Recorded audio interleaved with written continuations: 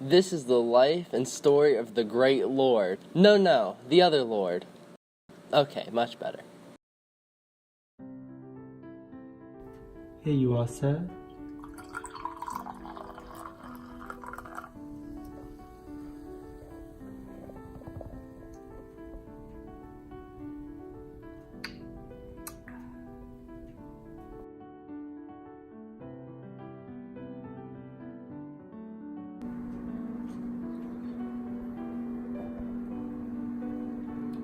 Pass me my book.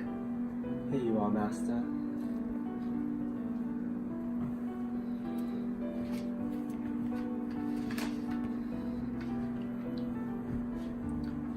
Lord Tennyson was born on August 6, 1806, in Lincolnshire, England, and died on October 6, 1892. Tennyson is regarded as one of the most influential representatives of the Victorian age in poetry. At one point in history, Tennyson was considered the third most famous living person in the world after Queen Victoria and William Gladstone. During the rule of Queen Victoria, Tennyson was considered the spokesman for the Queen. Tennyson grew up in a large family, being the fourth child out of 11. During his childhood, Tennyson experienced a multitude of mistreatments on behalf of his father. His father was an alcoholic and a drug addict who would physically abuse his mother. On one occasion, he even threatened to kill his older brother. Tennyson's family had a range of problems, starting with a family history of epilepsy.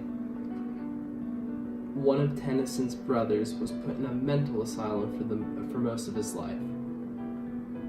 One had a reoccurring drug addiction. Another one was put in a mental home because of his alcoholism.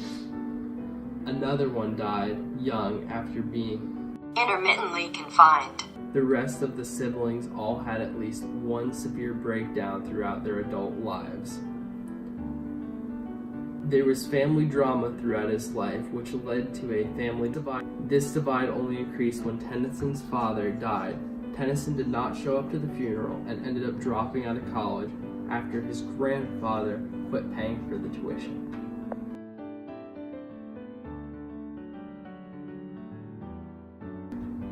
Tennyson attended Trinity College, Cambridge, wanting an escape from his hometown rather than to pursue an academic career. While at Trinity, Tennyson excelled socially. Tennyson's love for poetry and devotion came after he published his first volume of poems alongside his two elder brothers, titled Poems by Two Brothers. Tennyson released his first solo collection in 1830, titled Poems Chiefly Lyrical, which didn't garner much attention. In 1832, he released Poems by Alfred Tennyson to unfavorable reviews from critics. These reviews would discourage Tennyson, making him recluse from publishing his material for a decade, although he continued to write during that time.